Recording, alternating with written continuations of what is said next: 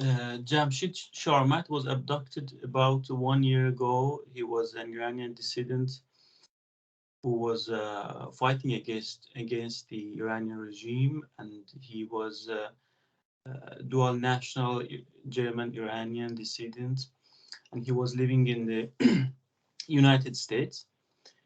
But it's been 1 year that your father has been kidnapped by the Iranian regime and transferred to Iran. First of all, I would like to to ask you to introduce yourself and your relation to Jamshid Sharmahd, and after that we can continue. Sure. Um, Thank you for this interview. My name is Gazalle Sharmahd, or in Farsi, Gazalle Sharmahd.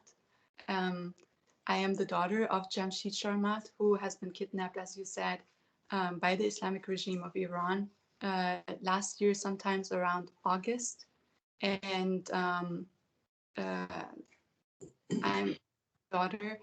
Uh, Professionally, I am a critical care nurse that has worked in the COVID ICU during this pandemic until my daughter was born. I am also a first-time mother, so that is very new to me too.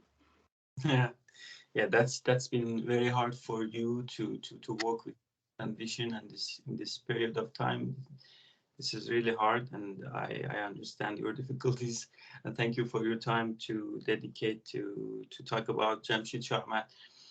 Actually, the one of the question for our audience could be who was Jamshid Sharmat, and was he a refugee, or what what were his activities about, and what was he advocating, and could you please talk about this matter a little bit? Sure. First of all, Jamshid Sharma still is alive, as far as I know. So Yeah, but yeah, yeah, no sorry. problem. I know everybody likes to say Ye- who was he, but he Yes, still is. yes, because it's Yes. kind of forced disappearance. Like you didn't hear about him Exactly. for the period of time, and as I know, you are not in touch with your father, and your any contact has been cut off, and that's maybe that's Yeah. Yes. No, that is absolutely true. My father, to start from the beginning, um, he is my father. Of course, he's a wonderful father, a wonderful husband.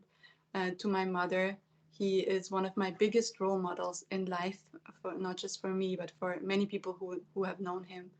Um, he is a political activist, a human rights activist, and he is a very independent person who stood on his own feet and took care of his own life when he was a teenager, when he was 14 and living in Germany. He is a person who emigrated twice, first with his family from Iran to Germany, lived there, let us grow up peacefully, and then by the time he was 50 years old, emigrated one more times from Germany to the United States, where he wanted to live. And pretty much from the beginning that he could think of, he was politically engaged. He was in favor of human rights. And just during the few years where he had little children and he did not want to bother us with any negative impacts of being an activist, he put that passion aside until we grew up safely. And when he came to the United States and we were in our 20s and 30s, he started it again, his passion. And that is what he has been doing for the last years. By trade, he is a software engineer who was smart enough to build his own company in Germany and then transfer it to the United States. And he has been providing for our family and for all his political activities and radios and website that he created throughout this year by himself. that's great. And please let us know about the kidnapping. You know the process. What do you know about that? When did it happen? And what is the responsible organization for that? Unfortunately, after 1 year of trying to find out what happened, we still don't know much. what we know for sure is that my father went on a business trip with my brother because he was in financial distress and he needed companies that he worked with outside of the United States to reconnect and get new contracts. He was supposed to go on a short business trip in the beginning of March to India and back. As we all know, the pandemic happened and India closed all of its borders. My brother and my father were stuck in India for 3 to 4 months, could not get out of there, and during that time went through a lot of hardship. When the borders opened up, my brother, who is a permanent resident of the United States, was allowed back, but America had a travel ban that did not allow visa holders to return. And my father is been living in the United States for almost 20 years and was still on his visa, uh, about to be a permanent resident this year, actually. And he could not enter the country. He could not return at that time. He went to his country of citizenship, which is Germany, and he tried to contact the embassy, which was still closed and opening up and giving like appointments far into the future. So he wanted to make use of that time and go back to India and at least get some contracts to get out of that financial difficult situation. There were no direct flights at that time, and he had to take a flight that was going to Dubai and then from Dubai to Mumbai. The last time we or my mother was able to see him and have a video chat with him was in his hotel room on July 28th, where he was talking to her, and she was very worried that he was so close to Iran and so close in the Middle East, and she was very worried about his life. And he released his Google tracking device to her and said, "You can always see where I am any minute of the day." After that, we were not able to contact him anymore. He went completely radio silent. We saw on his Google tracker that he was being moved or moving, we don't know, towards Oman, and from there to the sea, where the Google tracker cut off. And the very next day, in Iranian national TV, we saw a video of him blindfolded, stating his name and committing to crimes that he did not do. And that was the moment that we realized he has been kidnapped. He has been taken to Iran, probably by the intelligence, because those were the people that released it. We still don't know because nobody from the Islamic regime has contacted us or has told us what has happened to him. And throughout this 1 year, we had very few opportunities to talk to him when he would call, which were all supervised under surveillance with many, many guards present. So we don't know where he is still. We don't know how he was taken, and we don't know what they want from him. And how was your feeling when you saw your father on TV blindfolded and I don't know how to explain this feeling because it's a feeling of complete shock, which we still, after a year, we carried with us. We still cannot believe that he is there. We cannot believe that this has really happened to him. He has been in great danger throughout the last 10 years that he's been politically active. They have been trying to terrorize him in the United States, get him out of the United States, threaten him, threaten the family, did all of those things for 10 years. So we're no stranger to that threat. But seeing him like one day in the hotel room and the next day blindfolded there, we thought he was dead. It looked to us like one of those videos that the Hezbollah shows for a beheading, yeah? where they show them take the head off. So for us, not being able to contact him, not being able to call anybody and ask what happened, why is he there, where is he, why is he not contacting us? For us, we thought he is dead, and it took 2 months until we got a sign of life from him, until he was able to make his first phone call where we confirmed, oh my God, he is still alive. At least we don't know where, we don't know anything yet, but he is alive, and that gave us hope to continue fight for him. And what was the first thing you did after the new you heard the news? The first thing we did was crying like he has been killed. And after we got ourselves back together, we started getting on the phone and calling. We did not know who to call. We called anybody, politicians, family, friends, NGOs, human rights organizations. We called even Interpol, and they told us, you cannot call us. You know, we deal with countries. We did not know what to do. We were looking everywhere for advice what to do, because there is no book, there is no movie, there is no nothing that tells you when your father gets kidnapped by a foreign regime what you should do. You know, we were completely perplexed, but we knew we had to do something. We had to cry out to this world what had happened. So we went everywhere. The reporters, whoever could have helped us. So that has been our strategy since then, and that's what we're still doing, because we're still not any smarter about what exactly it is that we're Yeah, supposed to be trying. I understand. Actually, persons who knows, who knows Iranian regime, it is understandable for them. But you said at the moment you saw your father, you thought maybe he's dead.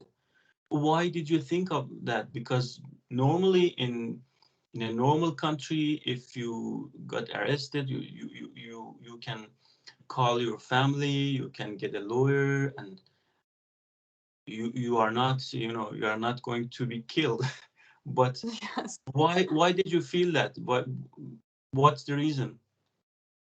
Several reasons. We were actually 99% sure that he was dead at that time. It was not like maybe he is dead. We were very, very sure that he was dead. The first reason is that they tried to assassinate him before in America. So we knew that they wanted him dead for sure. The second thing is that he was not arrested. Arrested means, like in a normal country, that police would show up with a warrant. They would tell you what crime you have committed. You would have rights. You would be taken to a prison where other people see you, where the location is known. You would get legal counsel. You would get a lawyer to defend yourself. You would get a phone call, at least one phone call, to tell your family, hey, I'm safe. I was taken by the police. I am right here. None of these things have happened. Nobody said that he was arrested. Nobody told us anything. One day he was in his hotel room, and the next day he is blindfolded somewhere in this world. We don't even know where. And the Islamic regime is celebrating. And the biggest reason, of course, that we thought that is because we have 40 years of history of looking back at any kinds of opponents, any kinds of people who speak up for anything in Iran, and they get killed. We have a wrestler, Navid, who was killed just for going to the streets. We have so many examples of people who just want a voice outside, who do nothing wrong, who don't harm anybody, and they get punished by being killed. Not just threatened to be killed, they are dead. We have mass graves of political activists from 40 years ago, where the families are still asking, where is my daughter, where is my son? And they don't know, and they get threatened for just asking these questions. So for us, it was very, very true that he was dead. You understand?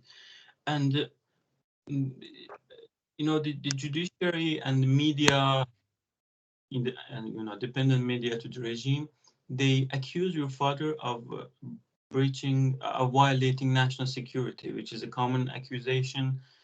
uh, you know, they say the dissidents and journalists and lots of human rights activists, they violated our national security. And in your father case, they even accuse your father to be a leader of terrorist group. And it is I think it's hurtful to hear that, because your father was the main reason of the activities of your father was advocating human rights and freedom of speech. They wanted to have a normal regime. But and also I was shocked because I was doing research about your father, and I saw the title of Deutsche Welle, the state media of Germany, and they wrote as a title, the U.S. based terrorist got arrested by Iran. He was German, and it is not even the Islamic Republic has not proven this kind of thing. It is kind of allegation and accusation. but why we see these kind of titles, and why they accuse your father of such a crime? Um, they have spent 10 plus years of propaganda against my father. Um, any kind of activist group that is located inside of Iran is a threat to Iran, to the Islamic regime. That is a very, very, very big threat to them. But these people who are being active in Iran don't have a media outlet. They cannot go with their own faces. They have to be anonymous. Whatever they're doing, they cannot show. So people outside of the country, like my father, like many other journalists, who produce a portal, and that's what my father did. He's a software engineer. He created a website and he created a radio where the activities of these people, completely unfiltered, were published. And that is a big threat to their security. That is actually a big threat because it gives these people a voice that they cannot be heard. Right now in Khuzestan, the first thing that they did is shut down all of the internet. So people cannot see what is happening there. People cannot see that people are active against the regime. And people who are outside and giving these people the voice and giving these people these platforms are a big threat to the Islamic regime. And my father has done this for a long time. What they cannot say is we are against public speaking, we're against journalism, that's why we kill these people. They have to create an image to be able to say we will kill these people or these are terrorists. So they have to take activists and dehumanize them and turn them into terrorist groups and say they're bad, they have done bad things, which is first of all not true. And second of all, even if it was true, in a country where you cannot peacefully protest, where you cannot peacefully voice it, there will be armed resistance, there will be violent resistance naturally, because people have to have a way of standing up for their rights. When people are thrown acid into the face, when they're hanged for anything, when they're shot down on the streets, what other options do they have? And my father would never, never censor the opposition. He would never censor what was coming out of Iran, and he would publish it there. And that was a big thorn in the eyes of the regime. So what they wanted people to think is this is a terror group. Activists inside of Iran are terrorists. They're backed by the Mossad and CIA and all of those things. That is what they've always created for 40 years, this image. So they rightfully can take them and throw them into jail and do whatever they want to them to silence the opposition and to stop whatever is going on in Iran. But people like my father would not stop. So even when he was threatened, he was saying, I am in a safe country here. The only thing that I can do is give my voice and give my portal to these people to be able to talk, because we have to. If we don't do it, who will? Exactly. And it's a pity, I think, because self-defense and legitimate defense, which lots of constitution, for example, Article 2 amendment, Second Amendment of the United States, it declares you can have a right to resist against oppression, and it's the same. There's the same regulation in French law where I live. It's the second article of Declaration of Human Rights, and it recognized the right to resistance, right to resistance against oppression.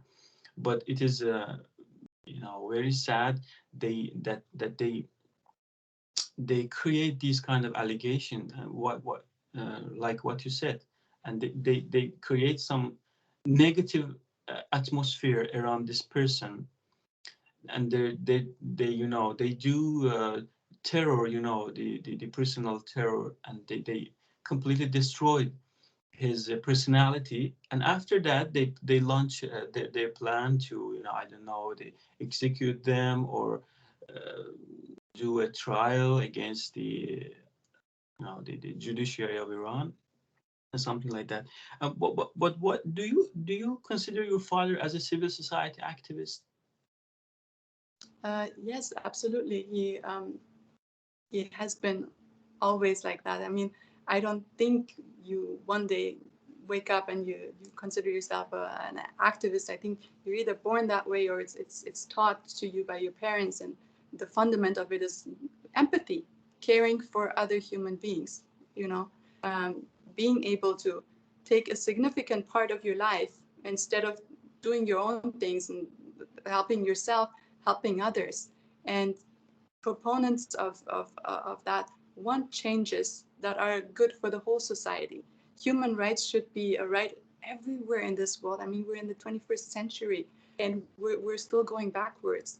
Um, Equality between men and women, equality between races, freedom of religion, all of those things should be anywhere. And my father, since we grew up, uh, his his uh, his um, his age group or his generation was lucky enough to see these huge changes, to go from an Iran where you had all of these freedoms and all of these opportunities, and it was such a forward-looking country, to a complete change. I mean, our generation never experienced what that was like to be in such Iran, so we can't even imagine. All we know is this image that we have of Iran today, which has not been true for most of its history. It has been an open country. I mean, Cyrus the Great is the person that introduced human rights to the human world.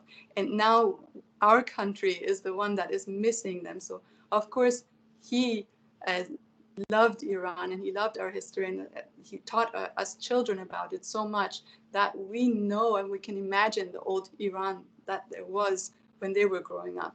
But yes, he is absolutely an activist, and he wants these changes, and he wants the Iranian people to help the Iranian people to have whatever changes they want, and not something from the outside. And how this event changes your life, you know, you how if we separate your life before your father's you know, abduction and after that, what's the changes in your life? I went pretty much from a dream to a complete nightmare. Everything about my life has changed. I mean, I was 5 months pregnant, um, and in the beginning of my pregnancy, my dad was already stuck in India, and he could not be part of me being pregnant. You know, he's this only girl having his first grandchild. He was not there, but that was a pandemic. We had to deal with that. But um, being pregnant and having my daughter really like made me realize, but most parents probably realize, that how much my dad gave to us, you know, how he raised us and all of those things that he did good with us. You appreciate it more when you have your own child and you see all of that, and you want to share that with him, and he is not here, and she's growing up, and he cannot see her and she cannot see him. Our family is ripped apart. He has been the glue of our family all of our lives. Whenever there was a crisis, whenever we did not know what to do, my dad was the first person we would go to. And if he could not help you, he would give you specific instructions exactly how you can fix your problem. That's the kind of person he was, the kind of fixer, not just somebody talking, go there, do this, do that, and I'll support you. Anything that we wanted to do, he would support us. Besides the point that he was the main breadwinner for our family, and my mother is struggling so much since he has not been able to provide anymore. He is gone. He made so much debt during the time that he was stuck in the pandemic, and she's on her own right now, and we're trying to help her. And those things are just the things on the outside that you can see. What's going inside is a whole ugly place that I don't even dare to talk about. I mean, women, first mothers know when you're getting out of pregnancy, you have some time of depression because your hormones are going up and down. But I feel I'm traumatized from what happened. During pregnancy, I could not cry. I had to keep everything in, not to harm my baby. And now that she's out, I can't be a good mother to her because 90% of the time I'm thinking in my head what to do. My dad is not here, what to do. Could we have done something different? Could we have stopped it? Why didn't we see that? All of the blame that is going on inside yourself. The rest of the time you're seeking help from lawyers, from journalists, from NGOs, from people, from normal people talking about it. This is your whole day instead of sitting there and enjoying this precious gift of having a daughter, that's all I'm doing the whole time, and failing at it. Obviously, I'm trying to hold it together. That's pretty much what we do. I'm so sorry about that. That's really hurtful when I imagine this situation, because like you, my parents, um, I'm in France, but I'm active against the regime. I'm advocating human rights, but I remember two times they interrogated my parents, the intelligence service, and it was like nightmare. It didn't last. It was just for 2 days, but I cannot imagine going through the things you have been through, and I'm so sorry about that. But how is your father doing right now? Do you know where is he, or what's his situation? Do you have any access to lawyer, independent lawyer? Absolutely not. Absolutely no access to lawyers. In the beginning, we were in close contact, we still are, with the German government and the German embassy that is inside of Iran. They're talking there on our behalf, of course. And they talked to them and they said to the Germans that the family can get an independent lawyer, and that lawyer would have access to him and to the case. So that was the first time that we started contacting all of the lawyers that we found in Iran that were somehow involved in human rights or not. And we tried to get somebody, which was very, very hard, which is probably not understandable by anybody who's not lived in Iran.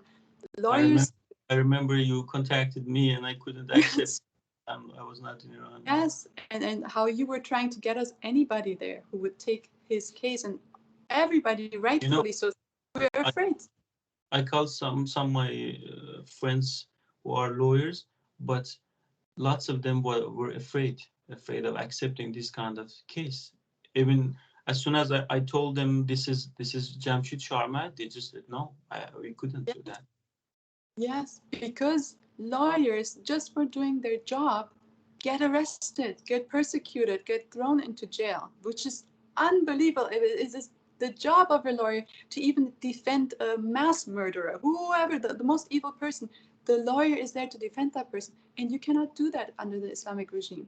You have to fear for your own life if you defend somebody that is against the regime, which why do we have lawyers at all then, if you can't defend that? So it was very hard for us to get anybody who would take the case. And finally we found um, we did not even want somebody to see.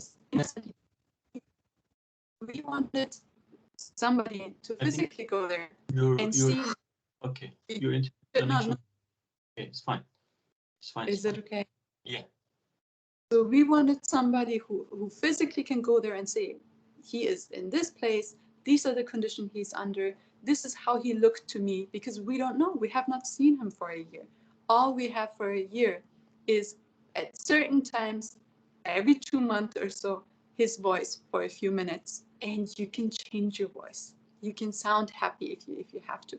He says there is like 10 guards next to him every time he's talking. So we don't put any value on what he is telling us about how he feels or anything, because we don't know. You can have a gun to your head and say, I'm doing fantastic right now. Until somebody goes there and sees him, we don't know. But we got the lawyer. She was not allowed to see him. She was not allowed to see his case. We still have not seen his files. We still don't know what the charges are against him. And that's been the deal for 1 year. And The you only thing. Yeah, you tweeted about the huge amount of money that the lawyer asked you. For those who don't know, in Iran, according to Article 48 of Criminal Procedure Code, you can in security cases, you cannot have independent lawyer, the lawyer you want, the lawyer of your choice, and you are offered by government and judiciary to have their choice of lawyer, and that's a problem. And one time you wrote about this huge amount of money that he asked you. Yes, that was actually in one of my emails that I sent to you, and I was asking for a lawyer. You told me about this law, this new law that they had in Iran, that independent lawyers are not allowed on the case until the trial goes on. Before that, there is a list of lawyers that you can choose from that is connected to the government. And the first lawyer that they selected for my dad was the same lawyer that Ruhollah Zam had, and he was executed during the time that my dad was kidnapped there. So we did not want that person anywhere close to my dad. So we talked to my dad, and he got off the case. Right after that, in the next phone call, he told us there is a new regime lawyer that they assigned to me, and I have met with him, and his name is Reza Dorjizadeh, and we didn't know who he was, and we did not care with that. We did not want any of these lawyers on his case because they work with the regime and they're going to make it worse for him. They're going to put him into a trap. The thing that happened is my dad was coughing very heavily during that phone call, and we were afraid that he might have gotten COVID. And after that phone call that he told us about this lawyer, we did not hear from him for 2 months. So we were so worried that he's dead. Something happened to him. Why is he not calling anymore? What's going on? That my mother one day called this regime lawyer. She had the number, and she asked, "Do you have access to him? Can you see him? How is he doing?" Anything like that. And he said yes, and he contacted him, and my dad contacted us, and his cough was gone, and we were relieved. Just to say thank you to this lawyer, my mom contacted him again. And that's when he said, I'm on his case. I'm the only person who's on his case. His case is 10 files long. I don't have time to look into his case, because she asked him, what are the charges? He said, I haven't read it. I don't have time to do that. If you want me to spend any significant amount of time on this case, I need a team of 10 people sitting there 10 days and doing that. And that will cost you anywhere up from $250,000, a $250,000 that doctors here in the US don't make in a year. He wanted that for 10 days worth of just looking into his case and telling us what it is about and to defend him, which is absolutely preposterous. We did not want him on the case in the first place, but now he's saying that he is on the case. He's the only person allowed on the case. And if we don't pay him this money, he would not even do his single job, right? So I had it. I didn't know what to do. I took it to the media. This is like misusing your power, like blackmailing. This is absolute blackmail. I mean, you're dealing with people in a horrible situation. My father is probably on death row right now. I mean, that's where it's headed with dissidents. They want to execute him, and you have a person who's trying to make a few bucks out of it. Not even a few bucks, a fortune out of our misery. And I thought, when I take this to the social media, when I publish this, the responsible people in the Islamic regime would take this person out, because as far as I know, this is not even allowed under their law, that these people ask for money, because they're being paid by the government. But they did not take him out. Instead, he put more pressure on my dad and complained about me even bringing this up to the media, and why I was talking about that, and that he was just offering us to make such a good deal. And it just gets worse, Yeah.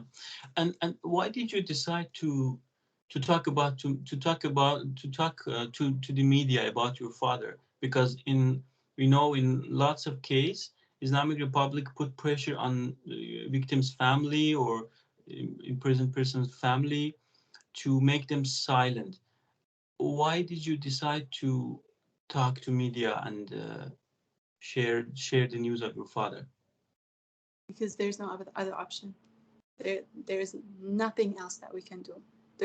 We try to contact them and talk to them. Like, I thought, is there not a phone number that we can call and talk to somebody who has him over there? No, apparently no.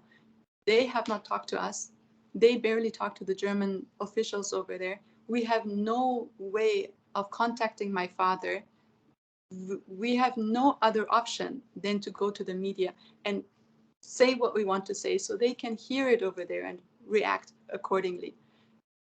Of course, we are terrified by every interview. Of course, we're terrified by every tweet, by everything, every word that comes out of my mouth that I mentioned, that could make his case worse, that could put him under more torture that he's going through, that they can retaliate on him and take it out on him and give him a very hard time. Of course, we know that. And it terrifies us. But there is no other way that we can help him. There is no other outlet that we can use. There is no communication with the people who have him. So what other... If you go to Iran, I think that would be very problematic for you. My father said in his first phone call to my mother, even though he was under torture there, he said, "Don't even think, my love, of stepping foot into Iran." And we took that as a big warning sign that we are in danger too. And that is the reality right now. We cannot go there and we cannot access him any other way. Have you received any threat in the United States on behalf of, I don't know, anonymous people or Islamic Republic's agents? We have not received direct threats, but just knowing the threats towards him, towards family in Iran, towards other people, we know there is a threat. It is not directly, but as he said, don't even think about putting your foot into Iran.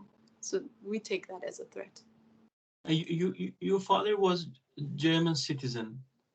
What have German embassy and German diplomatic mission done about your father? My father is throughout full German. He's more German than a lot of other Germans. He has been 7 years old when he moved to Germany for the first time. He has spent all of his life there. The last 20 years, we just moved to America. He believes in German law, he's German culture. That's what we were raised. That's our first language is German. He, of course, has a German passport. And the Germans, from the beginning, said, we acknowledge him as a German citizen. We are behind him. We will do everything in our power to help him to get out of there. And that has been what they have been telling us for 1 year. What they have done, we don't know because they don't disclose that with us. But I can tell you that the results have been zero. After 1 year, they were not allowed to even see him. After 1 year, we don't know the location of where my dad is kept. We don't know how he is doing. We don't know the charges. We don't know anything that we did not know 1 year ago. So the results of what they have done tell us that they have not done enough. And I know there are big... Access to your father, the German embassy in Tehran? Sorry.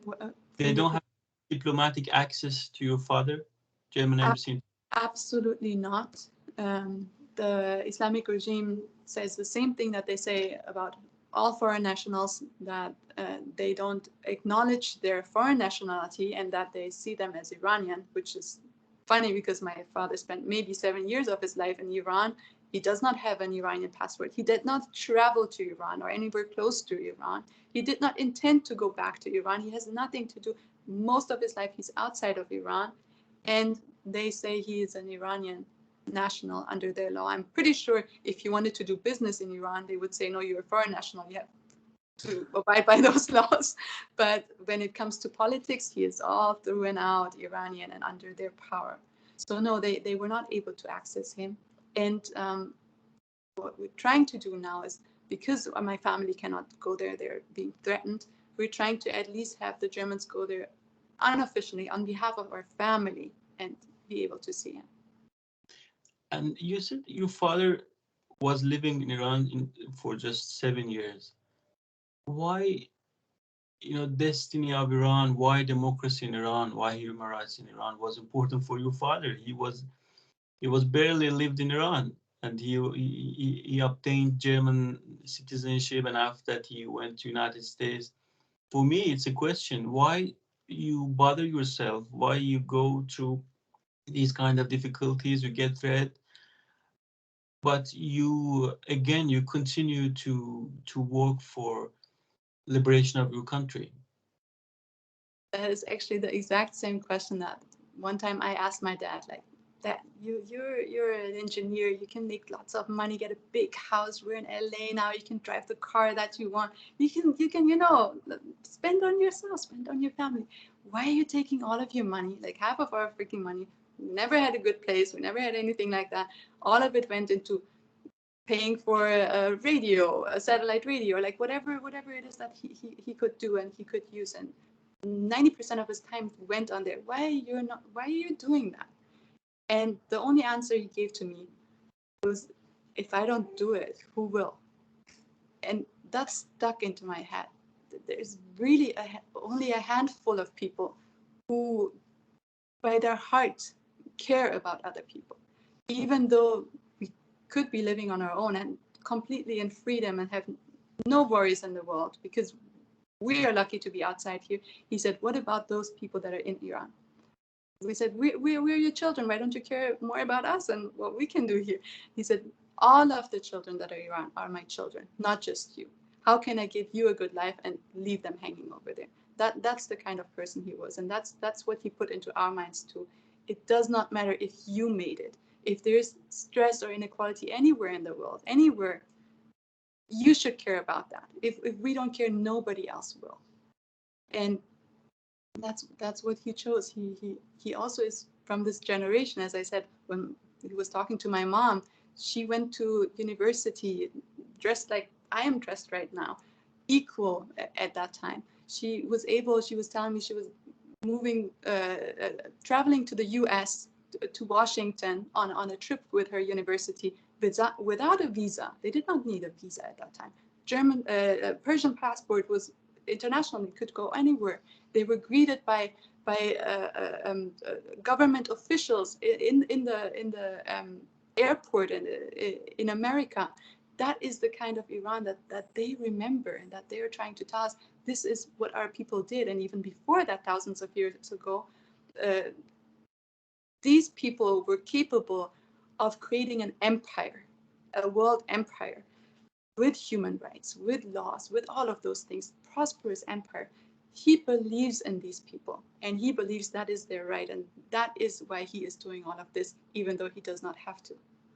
Yeah, that's very brave and shows his responsibility to his country of birth. And I think what the human rights organization did in this process, did they put enough effort to free your father, like international human rights organizations or US-based organizations, German-based organization?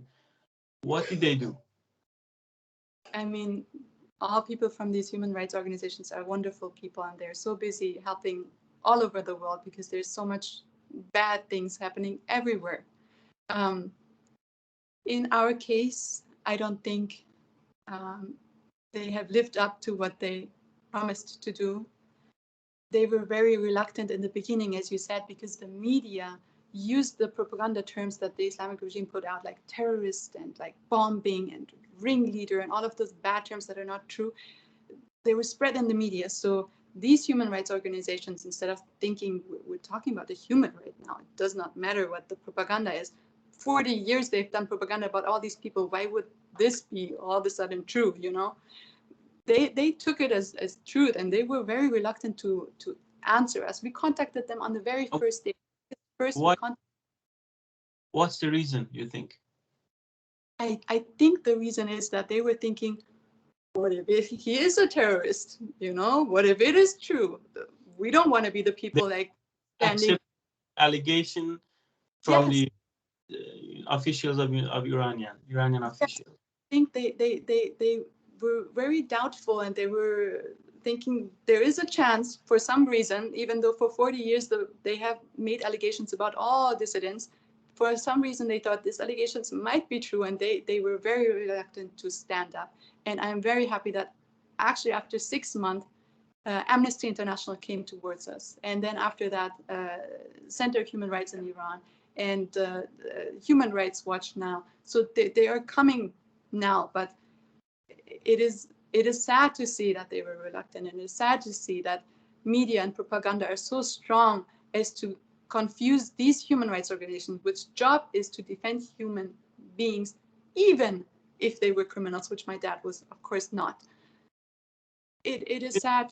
Even though they see lots of index, the freedom of speech index, that the lots of reports from on behalf of special reporters of the United Nations that shows there is execution in Iran.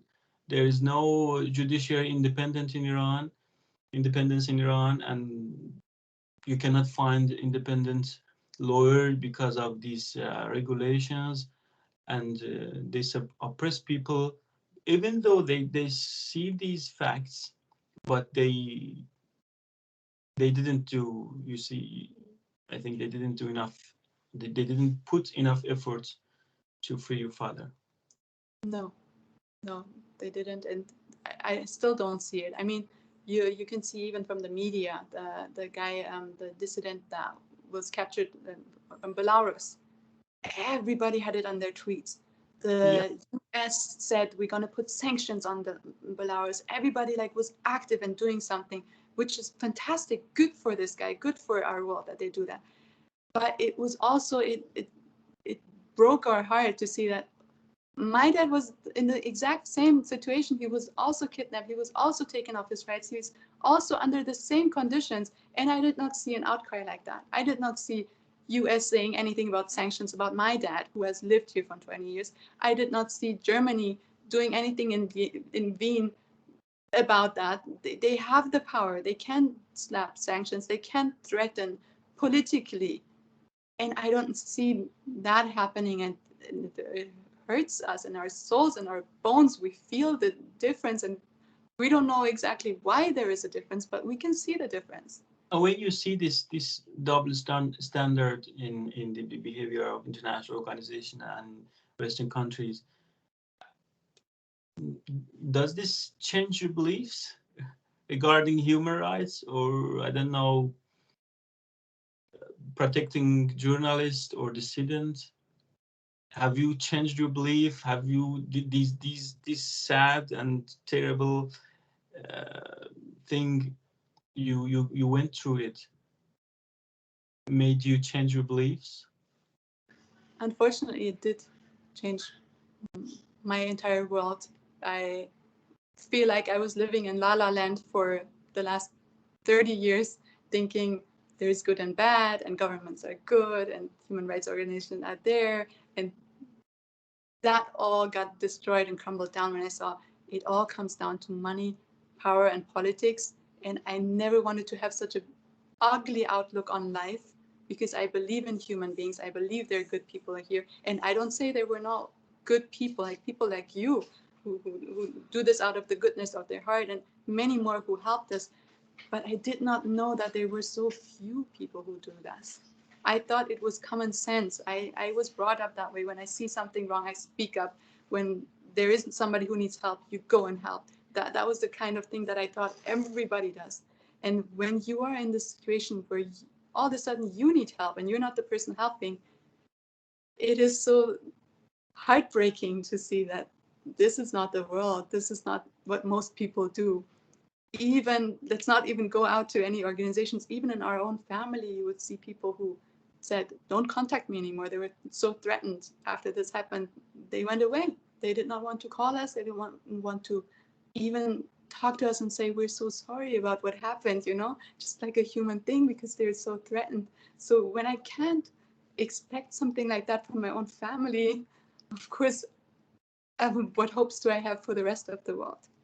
But even though it was disheartening, I think it's even more important that people who know how important human rights is, know how important real journalism is, not just propaganda, giving out propaganda, but doing your research, seeing what is really true, digging deep, and being brave enough to bring it to the world, even though if your magazine is against it, even though if governments say be quiet, bring it up and do those things, because that's what changes our life. All of these little things change our life. Bravery, courage is what we need from people. And not just saying yes and thinking about your own and being afraid. Everybody is afraid. Everybody is afraid of retaliation. I'm not saying don't be afraid. I'm saying being courageous. Even though you are afraid, do the right thing. Even though something can happen to you, do the right thing. That is courage. And that is what we need in politics, in teachers, in lawyers and human rights activists and simple people. We need more courage in these days. It is so heartbreaking. Yeah, if I think when I when I decided to interview you, I didn't think about what your father was doing. It is not my business. The facts I know that there is no independent judiciary in Iran, and they are not capable of judging, your father's case. And there is a torture in the prisons of Iran. There is execution. These three facts make could make everyone to advocate, to put pressure on the Islamic Republic without considering what has he done in the past. And I think this what you have gone through made you a new person. You are very active on the social media because of your father, and you are defending human rights, the other prisoners. Do you consider yourself now at the moment as a human rights activist or civil society activist who who uh, who are in on the field Mm. and fight against against this regime, these bad things? I think, as I said before, you are either born a human rights activist or it is brought up in you in your heart. You're raised that way. I don't think you pick it uh, uh, as a career choice or anything. You're usually thrown into a situation where you see injustice either in your childhood or in your country or in your history, or you experience it later on, and that makes you act out like that. I've always been this way. My parents always told me, like in school, I would stand up for other kids and get in trouble, because I didn't like how the teacher treated them. And I would get in so much trouble in school doing that. And during my job and all the other fields, I always tried to help my friends, help whoever we could, strangers, whatever it is. Right now, I'm taking it publicly. Yes. So that is a major change, which is threatening, of course, because I have a family and I'm worried about them. I'm worried about me and everything.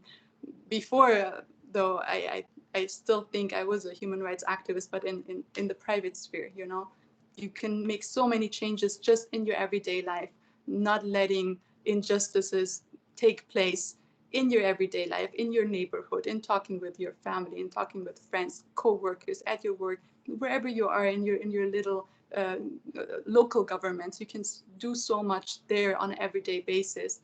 Right now, I left all of that behind. I'm on a public forum because I have to. I am not good at public speaking. I always like about to cry when I'm talking anywhere. No, But touching your when you speak, it's very touching, and it's very. so I did not mean to be public, but sometimes you have to. I mean, my dad gave a voice to all of these Iranians, and his voice is silenced. All he has is my voice. All he has is our voice. So yes, I'm publicly there for. Yeah. And what do you think about Ibrahim Raisi? He was head of the judiciary of Iran, and he, according to lots of human rights organization, he committed crime against humanity, and now at the moment he's the president of Iran. What was his attitude towards your father's case? Um, he has not talked to us, so I don't know his attitude. He has not publicly, I think, voiced what he thinks about it. But his record of what he has done, as you mentioned, I mean, mass murdering. He's responsible for mass murder of innocent human beings years ago, and all of those other things that he has done since then speak for themselves. I don't have to tell people what to think about him or what I think about him.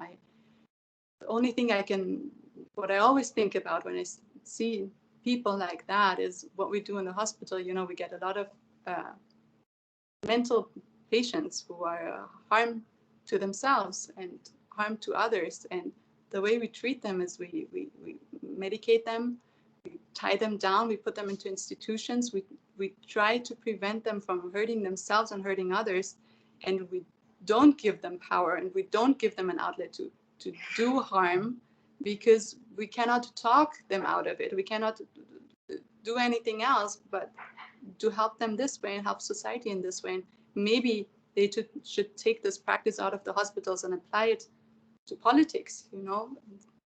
Maybe that would help. Yeah, I understand. And what would be your message if you would like to send a message to international human rights organizations or international civil society?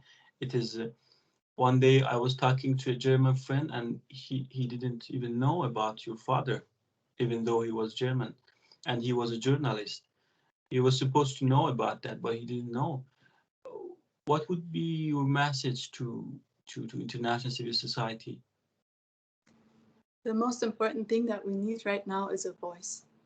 I cannot do it alone. I am one person. My brother is one person. We don't have much social media presence. We don't know how to reach the people who have power. And when I post something online, I always see people posting underneath saying, the government will never do this, or the government does not care about human rights. I know that, but the government is under our service. They're there to serve us because we elect them, at least in free countries. We elect them. We tell them what we want. We tell them what is important to us. So if human rights are important to us, if freedom of speech in any country is important to us, if journalism and free journalism is important to us, we have to make sure that they hear it. And when they hear it so many times from so many places, they have to act on it. But if we don't care about that, if we're silent about it, then governments will do what benefits them. Then they will talk about business and about power and about all those other things that are not important to us in the first place. If human beings and human rights all over the world are important to you sitting at home watching this, you journalists, not being afraid that one day you're going to be the one picked up by China or Russia or Islamic regime or anywhere because you published something that they did not like. If you want to go against this, please help us. Give us a voice. Publish this over and over and over again. We together can make a wave, and we make a big splash in the sea, and that can make governments act. And they have that power to act. We don't have it, but we can make them. And we really need your help doing this. So please help us. And do you think if, for example, we see many foreign citizens at the moment are in jail in Iran, like French citizen, like Swedish citizen, and but their country cannot do, an effective work to rescue them. Do you think if they put lots of efforts, like Western countries, like a collective decision to boycott the regime from the diplomatic perspective, like, I don't know, closing their embassies in Iran or consulate, or calling their ambassadors, what do you think will be effective for the case of your father and other foreign nationals who are in jail in Iran? Mm-hmm. I'm not politically very savvy, so I don't know what the best solution is. But I and I fear for the people of Iran who are suffering under sanctions, and which is horrible for them. It is not the right way to treat them. But I still believe that if we don't say no to these governments by forcing them, and force means money, it means business, it means power, it means all of those things, then we're not helping the people inside of Iran, and we're helping our people outside. So even though it looks like a very harsh way of going about it, I think at this point it is the only way that would make any kind of difference. And governments like that can do, the EU can do that. I mean, there are big countries, the US can do that. How can these people make business when they know their own citizen is right now kept hostage in that country? If they don't care about the people of Iran, their own citizens are being taken there. And it does not stop. It has not decreased over the time. It has increased. People are kidnapped all over the world. People are held there because they were just there on a trip. So it will not decrease. It will get worse. And you're if you are cooperating with such a regime, in some degree you're helping them. You know, if you're not against them, then you're with them pretty much. And all of these gestures of going to the inauguration and things like that are horrible representations for us outside to see that. So even symbolically, you should stand against it. If you're not doing something business or something political, symbolically you should condemn what other countries are doing that are against human rights. You can speak German or not? Ja, das ist meine erste Sprache. And you did you write any? Have you written any articles or tweets in German regarding your father case? Some of them I did. Mostly I do it English because everybody now speaks English, and because I've been here for so long that I forgot all of my languages. I don't speak Farsi anymore. I don't speak English. I don't speak German. I speak a mix of all languages. They're all horrible. But yes, we have also given some interviews in German language, but the German media is unfortunately the most reluctant to talk to us and to acknowledge this. And it is a big surprise to me because I thought the media and journalists, they were so free. But we had an interview with Bild Zeitung in November last year. They would not publish the interview until we made so much pressure through social media last month that they finally published it. So I don't know if it's just like something internal in the Bild Zeitung that happened, or if there's something political behind it that's going on. I cannot tell, but I see this and I'm so surprised. Why would you not talk about it? This is your citizen. This is something that's going on right now. Is that not important enough, or is somebody making you not talk about it? And we don't know that, but I hope Germans, I speak German, we can do interviews in German, we can publish in German. I hope they will come forward and help us in this. And you have never been to Iran, right? I was born in Iran, actually. I was 1.5 years old when we moved out of Iran. Okay. And but you speak Farsi. I've heard you speak very well Farsi. Sure that we know how to read Farsi at least. But but you haven't been to Iran like for 30, I don't know how many years, for a long time, but you are suffering from a government 1,000 kilometers away from your home. Where are you right now? What do you think of Iran, this country that you left behind at the age of 1.5, but at this age now you are suffering from the source it is in this country. What do you think of Iran in general right now? Even though, like, looking at me and my accent and everything, you would not think that I am a true Iranian. I think the seed is planted in my heart, and I feel like I'm Iranian at heart. I did not have to go through the suffering that all of my family members and cousins had to go through these years. I was brought up protected in Germany, pretty much. But I did go back when I was a teenager. One time I visited for the first time, and I still remember that moment when the plane was in the airport in Tehran, and it opened up, and there was this warm breeze hitting my face, and it just smelled like you're coming home. You know, it just smelled so familiar, and I cannot describe that moment, and it was so emotional to me.